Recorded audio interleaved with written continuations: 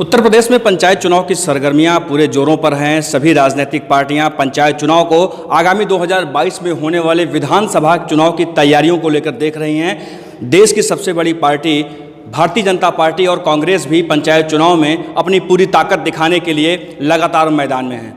हमारे साथ रघुराज प्रताप सिंह राजा भैया की पार्टी के राष्ट्रीय महासचिव डॉक्टर के एन ओझा जी हैं। हम उनसे बात करेंगे कि उनकी पार्टी की इस पंचायत चुनाव को लेकर क्या स्ट्रेटजी है और क्या विधानसभा चुनाव भी पंचायत चुनाव को लेकर देख रहे हैं। बहुत बहुत स्वागत है आपका यूपी न्यूज़ में।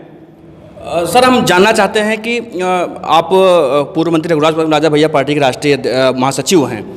क्या पंचायत चुनाव की जो तैयारियां हैं, राजा भैया का एक वर्चस्व रहा है पंचायत चुनाव में, देखा जाए तो प्रतापगढ़ में बहुत सारी सीटों पर राजा भैया के लोग हैं, तो इस चुनाव को लेकर क्या स्ट्रेटजी रहेगी आपकी? वही जैसे पहले चुनाव लड़ते थे, फर्क सिर्फ इतना आया है कि पहले निर्दलीय चुनाव लड़ते थे, अब पार्टी के बैनर के नीचे तो चुनाव सिर्फ प्रतापगढ़ में लड़ेंगे हम, क्योंकि 22 की हमारी पूरी तैयारी तो मिशन 22 ही है, मुख्य लक्ष्य हमारा 22 है। और लेकिन इसके साथ ही पार्टी के कार्यकर्ताओं को, पदाधिकारियों को पूरे प्रदेश में ये कहा गया है कि पार्टी अपना उम्मीदवार डिक्लेयर नहीं करेगी, लेकिन पार्टी का कोई भी सदस्य अगर चुनाव लड़ना चाहता है तो चुनाव लड़े और पार्टी के सारे लोग उसकी मदद करें। प्रतापगढ़ में हम अपना कैंडिडेट खड़ा करेंगे। ये देखा गया है कि सरकार प्रदेश में चाहे भारतीय जनता पार्टी की हो, चाहे समाजवादी पार्टी हो, या फिर उससे पहले बहुजन समाज पार्टी की सरकार थी, सरकार चाहे जो हो, लेकिन राजा भैया का जो वर्चस्व है प्रतापगढ़ और उसके आसपास के जिलों में, खासकर पंचायत चुनाव को लेकर के, जो पंचायत प्रतिनिधियों को लेकर के, वो एक अलग सा रहा है, अलग सी छवि रही राजा भैया की। तो क्या आपको लग रहा है कि जैसे सूबे में योगी आदित्यनाथ की सरकार चल रही है, कितना इफेक्टिव रहेंगे आप लोग, और पार्टी बनने के बाद आप कितना इफेक्टिव रहेंगे? देखिए, सबसे बड़ी बात क्या है कि हर पार्टी का अपना वसूल है, हर पार्टी अपना काम करती है, हम लोग भी अपना काम करते हैं। और हमारी जो पार्टी है वो आदरणीय राजा भैया के वसूलों पे, उनके क्रियाकलापों पे, या जो भी उन्होंने आज तक जो भी किया है उसके आधार पे हमारी पार्टी है। और हमारे नेता का जो अपना एक कार्यकाल रहा है, अब तो 25 क्या बल्कि 27-28 साल हो गए हैं, सारे लोग उनको जान चुके हैं और पूरे प्रदेश में उनकी अपनी एक इमेज है, उनके ढेर सारे फॉलोअर्स हैं। और चूंकि सबके कहने पर ही उन्होंने पार्टी बनाई थी, एक सर्वे करवाया था, जब सब लोगों ने कहा तो पार्टी बनाई, उसी के बाद आप लोग जानते हैं कि एक ऐतिहासिक रैली हुई। हालांकि मुझे अफसोस के साथ कहना पड़ रहा है कि आपके मीडिया ने पता नहीं किसके दबाव में उसका कवरेज नहीं दिखाया। तो बस जितने लोग वहाँ रैली में आए थे, उन्हीं लोगों के कहने पे पार्टी बनी थी, उन्हीं लोगों के सहारे हम 2022 में चुनाव भी लड़ेंगे। और इस 2022 के चुनाव का इस पंचायत चुनाव से कोई संबंध नहीं है। राजा भैया की अगर बात करें तो राजा भैया ने खुद हमसे यूपी न्यूज़ से बात करते हुए कहा था कि वो 2019 में जो लोकसभा का चुनाव हुआ था, पार्टी बनाने के तुरंत बाद ही वो चुनाव आप लोगों ने लड़ा था। हालांकि उसमें पार्टी को सफलता नहीं मिली थी, या यूं कहा जाए कि पार्टी ने जो अपेक्षा की थी उसके अनुरूप बिल्कुल भी सफलता नहीं मिली, वो उतना वोट भी आपको नहीं मिला। तो ऐसा नहीं लग रहा है कि आप पहले से ही जैसे पहले चुनाव में हार का सामना करने के बाद कहीं ना कहीं मनोबल गिरा हो, या कुछ ऐसा हो, आपकी पार्टी की जो बूथ की संगठनात्मक जो चर्चा है, संरचना है, उसमें भी आप लोग जो है सफल नहीं हुए? नहीं, ऐसा कुछ नहीं है। हम लोग जो कि जमीन स्तर पर जुड़े हुए हैं, मनोबल नहीं गिरता। चुनाव हम 1-2 हारे भी हैं चुनाव, ऐसा नहीं है। नहीं, जैसे राजा भैया की बात करें, राजा भैया 93 से लगातार अजय हैं, जब से मैदान में आए हैं। राजा भैया अजय हैं और अजय रहेंगे भी। एक चुनाव हम सपा के साथ में, सपा से उम्मीदवार थे, एक चुनाव हम हारे थे इसके पहले, और ये चुनाव टेक्निकली बड़ा हमारे खिलाफ हो गया। टेक्निकल तौर पे स्थितियाँ ऐसी हो गई और परिस्थितियाँ ऐसी हो गई कि उसको लंबा विस्तार देंगे बहुत टाइम हो जाएगा। आप लोग उसको अच्छी तरह जानते हैं कि चुनाव हम लोग क्यों हारे। उसकी वजह तैयारी से ज़्यादा समीकरण थे, समीकरण की वजह से चुनाव, सपा बसपा का एक साथ का होना और मोदी जी की लहर, और हर घर में 2,000-6,000 रुपये किसानों को पैसा भेज देना, बहुत सी बातें हैं। अब उसमें हम ज़्यादा किसी के ऊपर दोष ना दे करके हम यही कहेंगे कि बिना पूरी तैयारी के हमने चुनाव लड़ा। अब हम सारा दोष अपने ऊपर लेंगे ना, सारी कमी हम अपनी कहेंगे। नहीं, आपने समीकरणों की बात करी कि सपा बसपा इकट्ठा हो गए, कांग्रेस साथ में आ गई, बीजेपी की लहर चल गई, लेकिन क्या वो लहर कुंडा के लिए नहीं होती है? राजा भैया 93 से लगातार अजय हैं, तमाम लहर आई, तमाम सरकारें आई, लेकिन राजा भैया नहीं हारे कभी। अरे उज्जवल जी, एक बात मैं आपसे कहना चाहता हूं कि आप रिजल्ट उठा के देख लीजिए, उसी को आप रिजल्ट उठा के देख लीजिए कि हम कुंडा में भाजपा बसपा सपा गठबंधन बहुत बुरी तरह हारा है। आपके पास तो फिगर्स होंगे, इसी चुनाव में आप देख लीजिए, पार्लियामेंट्री में देख लीजिए 19 में कुंडा और बाबागंज दोनों विधानसभा में बुरी तरह कांग्रेस भी हारी है, सपा बसपा भी हारी है, भाजपा भी हारी है। सवाल अभी भी वही है कि आप एक पार्टी बना चुके हैं और पार्टी का मतलब हो गया कि आप पूरे देश में राजनीति करेंगे, हाँ। पूरे प्रदेश में करेंगे। तो अकेले कुंडा बाबागंज ये जनता तो ठीक है, राजा भैया को हमेशा से भगवान की तरह पूछती आ रही है, उनको 93 से लगातार कभी ऐसी स्थिति नहीं बनी कि कोई कांटे की टक्कर रही हो किसी से, उनकी एक तरफा मतों से चुनाव जीतते हैं दोनों विधानसभाओं। लेकिन क्या कुंडा और बाबागंज की जो जनता है उसका विश्वास, उसका प्यार पा करके हम पार्टी को स्टैंड कर लेंगे? नहीं, देखिए बेस तो हमारा वही है, बेस तो हमारे हैं, वो उन्हीं से हमने शुरुआत करी है, वो हमारी नींव है, नींव पे ही सारी इमारत खड़ी होगी। और अच्छी खुशी की बात है कि हमारी नींव बहुत मजबूत है और पूरे प्रदेश भर से हमारी इमारत के लिए अच्छे अच्छे सोफ़ा आ रहे हैं, अच्छे अच्छे टाइल्स आ रही हैं। और अब इंटीरियर डेकोरेशन के लिए ढेर सारे ड्राइंग रूम में पूरा प्रदेश उमड़ा पड़ा हुआ है और हमारे सोफे पे बैठने के लिए अच्छे अच्छे लोग हर जिले से मौजूद हैं जो आदरणीय राजा भैया के बैठक की शोभा होंगे और प्रदेश की सेवा करेंगे, जनता की सेवा करेंगे उनके साथ मिल करके। और एक चीज़ और मैं कहना चाहूँगा कि आप गौर करिए, यही चुनाव है, भाजपा 28,000 वोट पाई थी हमारे सामने, राष्ट्रीय पार्टी है, इन्हीं आदरणीय अक्षय प्रताप जी के सामने भाजपा ने हमसे चुनाव लड़ा था। और ऐसा नहीं था कि आप देखें भाजपा के विधायक भी थे, सारे लोग थे और बुरी तरह हारे थे, कुल 28,000 वोट पाई थी यही भाजपा, कोई बहुत पुरानी बात तो है नहीं। तो इसमें किसी को इतराना नहीं चाहिए और निराशा की जो बात है तो निराश तो होनी नहीं चाहिए। 2-2 सीट लेके भाजपा एक हालत में थी, पूरे देश में 2 सीट थी और हमारे सामने 28,000 वोट पाई भाजपा। आज भाजपा के सांसद हैं यहाँ पे। लोकसभा चुनाव में हमने देखा था कि समाजवादी पार्टी के राष्ट्रीय अध्यक्ष अखिलेश यादव आए थे यहाँ पर सभा करने के लिए कुंडा में, उन्होंने राजा भैया को मंच से ललकारा था, तमाम बातें थी। कभी राजा भैया भी समाजवादी पार्टी के ही साथ थे, समाजवादी पार्टी उनके उससे सहयोग लेती थी सरकार बनाने में, या आगे भी तमाम गठजोड़ रहे हैं राजा भैया के। बीजेपी लगातार राजा भैया पर निशाना साध रही है, उनके मंत्री आते हैं, सुनील भराला भी आए थे, उन्होंने निशाना साधा। इसको लेकर क्या कहेंगे? कहीं ऐसा नहीं कि राजा भैया को घेरने की तैयारी है?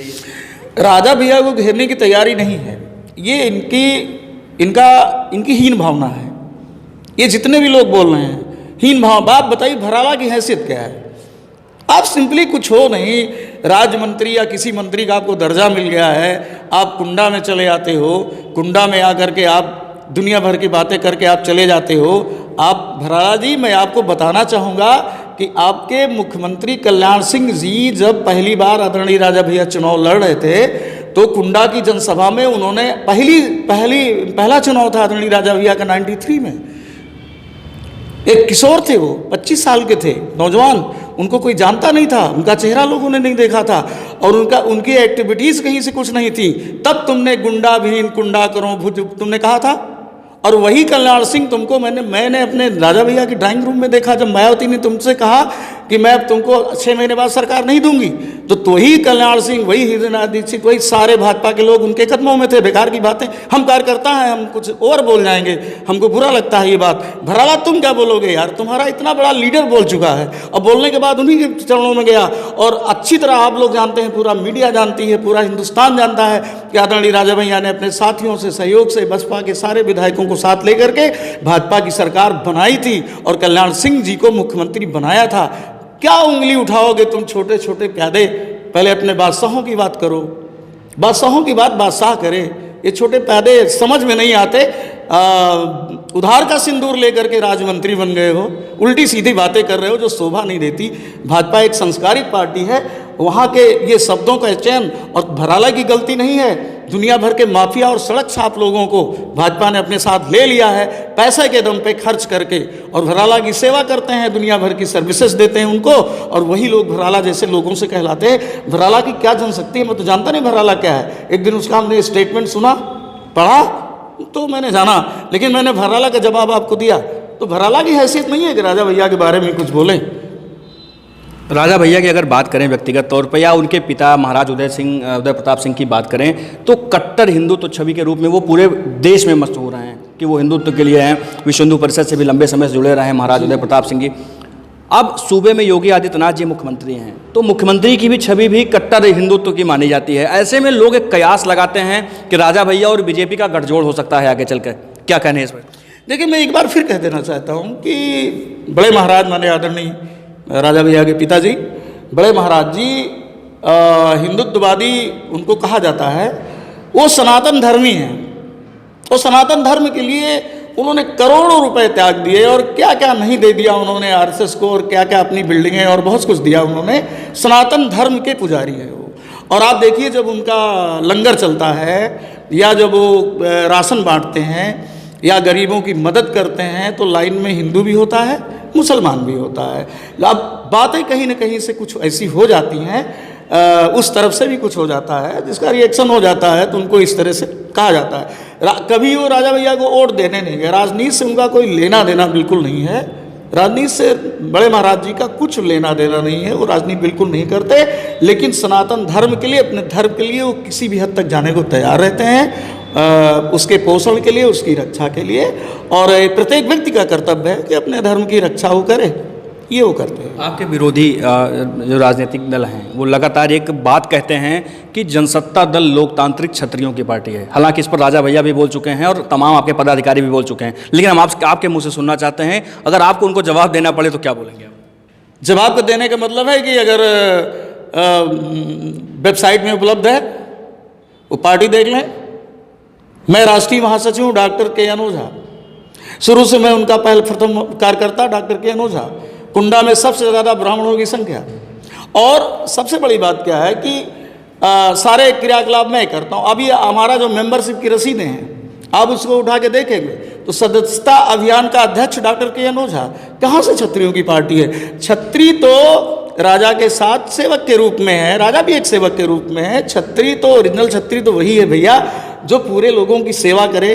स्वाभिमान उसका जब टकराता है तब क्षत्रित्व अगर उसके अंदर है तो उसको झुकना बिल्कुल नहीं चाहिए। लेकिन सेवा के मामले में अगर आगे नहीं है तो क्षत्रिय है कहाँ? क्षत्रियों की पार्टी नहीं। अब हमारी पूरी कार्यकारिणी उठा के देख लीजिए, हमारे मेंबर्स उठा के देख लीजिए, और अब तक जितने भी लोग हैं सामान्य वर्गों से भी देख लीजिए, बैकवर्ड लड़ा दिए जाते हैं। कितने क्षत्रियों को राजा ने स्थान दिया है?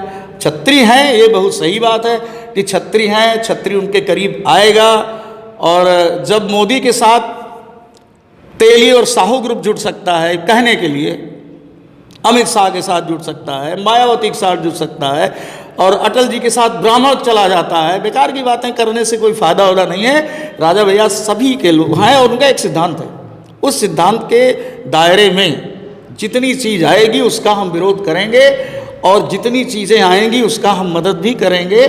जाति बात की कोई बात नहीं है। हमारे जो सिद्धांत बनाए हैं राजा भैया ने, जो जिस सिद्धांत पे हमारी पार्टी बनी है, उस सिद्धांत के खांचे में जो लोग आएंगे विरोध करने लायक होंगे तो उनका हम विरोध करेंगे, सपोर्ट करने लायक होंगे हमारे सिद्धांतों के अनुरूप हम उनका सपोर्ट करेंगे।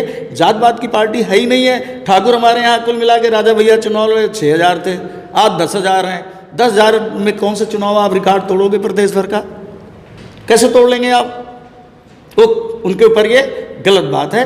ये विरोधियों की साजिश है। ये एक अभियान लोगों चलाते हैं और अभियान के तहत उन क्षत्रियों की पार्टी बताते हैं। मैं तो कहता हूँ कि हमको तो लोग, अब बताइए आप, कुछ क्षत्रिय जो दूसरी पार्टी में हैं संकीर्ण विचारधारा के, कहते हैं यार ये तो ब्राह्मण की पार्टी है, ब्राह्मण के ऊपर सब कुछ दे दिया। ब्राह्मण बहुत है हमारी पार्टी में, राजा दरबार में चले जाओ ढेर सारे ब्राह्मण आपको मिलेंगे। लोग कहते हैं तो अरे यार ये तो ब्राह्मण चला रहे। अब राजा इधर भी जाएं, सबको लेके चलें तब भी कमेंट होगा और न चले तब भी कमेंट। ये झूठा कमेंट है, ऐसा कुछ नहीं है। जब आपकी पार्टी बनी थी तो मैं पहली प्रेस कॉन्फ्रेंस में मौजूद था जो राजा भैया ने लखनऊ में की थी। उन्होंने एक बात कही थी कि हम उस आरक्षण का विरोध करेंगे जो जात के आधार पर होता है। आरक्षण आर्थिक आधार पर होना चाहिए। इसको लेकर के आपने क्या? देखिए, मैं आपको साफ बताऊं, उसको लोगों ने क्लियरफाई नहीं किया। राजा ने, हमारे आदरणीय अध्यक्ष जी ने ये कहा कि जितना भी आरक्षण हरिजनों को या बैकवर्ड को दिया गया है वो पूरा का पूरा उनको दिया रहे, आरक्षण समाप्त न हो। लेकिन अगर मान लीजिए कि मैं हरिजन हूँ और मेरा बेटा आईएएस हो गया। तो आईएएस के बेटे को आरक्षण ना दे करके हमारे पड़ोस के मेरी ही बिरादरी, हरिजन बिरादरी के ही दूसरे को मौका दिया जाए। होता क्या है कि आईएएस का बेटा आईएएस हो जाता है, जो लोग चार परिवार आगे बढ़ गए वही बढ़ते चले जाते हैं, वही आरक्षण का पूरा लाभ लेके चले जाते हैं, और जो नीचे पायदान जिनको उठाना चाहिए उन बेचारों को मौका नहीं मिलता। तो हमारे लीडर के कहना है कि क्रीमी लेयर के अंतर्गत इनको आप बदल करो और इन्हीं की बिरादरी के दूसरे गरीब लोगों को वो आरक्षण दो। आरक्षण का विरोध नहीं करती हमारी पार्टी। 2022 को लेकर जो पार्टी की तैयारियां हैं उसके बारे में कुछ बताएंगे? बूथ लेवल पे हम ज़मीनी लेवल पे तैयारी करते हैं, क्योंकि हम लोगों ने इसी लेवल की तैयारी करके राजा भैया भी पहली बार आए थे चुनाव में, आप जानते हैं अच्छी तरह से कि एक जन समुदाय ज़मीन से लेके ऊपर आए। हम उस लेवल पे काम कर रहे हैं। हाथी के दांत हमारे पास हैं नहीं, सिर्फ खाने वाले हैं। तो हम पूरी तैयारी ज़मीनी लेवल पे कर रहे हैं, इसलिए कि सब कुछ होता है रिजल्ट।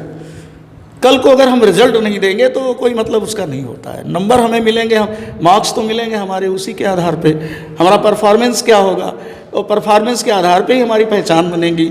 और परफॉर्मेंस राजनीति में, आज की राजनीति में हमारे जैसे लोगों के लिए जो धन के आधार पर राजनीति नहीं कर रहे हैं, अपने सेवा के आधार पर राजनीति कर रहे हैं, तो हम ज़मीन से बूथ लेवल पे हमारा कार्यक्रम चल रहा है और नीचे लेवल से हम अपनी तैयारी कर रहे हैं। होली आने वाली है, पार्टी की तरफ से प्रदेश के लोगों को कुछ कहना चाहेंगे? प्रदेश के लोगों को यही कह रहा है कि होली आई है, सौहार्दपूर्वक होली मनाएं, और हो सके तो केमिकल से बिल्कुल दूर रहें। हर्बल गुलाल, हर्बल अबीर, हर्बल रंग इसका इस्तेमाल करें। शराब से बिल्कुल दूर रहें, क्योंकि आजकल देख रहे हैं आप नकली शराबें पी रहे हैं, जहरीली शराबें पी के लोग मर भी रहे हैं और उससे विवाद और झगड़े भी बहुत होते हैं। और होली का मुख्य जो ध्येय है वो है कि दोस्त भी दुश्मन गले लग जाते थे हम लोगों के बचपन में। आज स्थितियां वो नहीं रह गई। अगर किसी से दुश्मनी है उसको भी दोस्त बनाएं और प्यार के साथ सब लोग होली मनाएं। बहुत बहुत धन्यवाद आपका हमारे साथ जुड़ने के लिए। आपको बहुत बहुत धन्यवाद मुझे मौका देने के लिए। हमारे साथ थे जनसत्ता दल लोकतांत्रिक के राष्ट्रीय महासचिव डॉक्टर के.एन. ओझा जी। उन्होंने बताया कि आने वाले 2022 और पंचायत चुनाव जो भी आने वाला है 2 महीने 1 महीने बाद, उसको लेकर के पार्टी की क्या तैयारियां हैं। राजा भैया की पार्टी है, राजा भैया क्या तैयारी कर रहे हैं, बूथ लेवल पर कैसे पार्टी की संरचना बनाई जा रही है, उन्होंने तमाम बातें हमसे शेयर की। हम फिर मिलेंगे आपसे एक नई शख्सियत, एक नए चेहरे के साथ। तब तक के लिए दीजिए हमें इजाज़त। नमस्कार।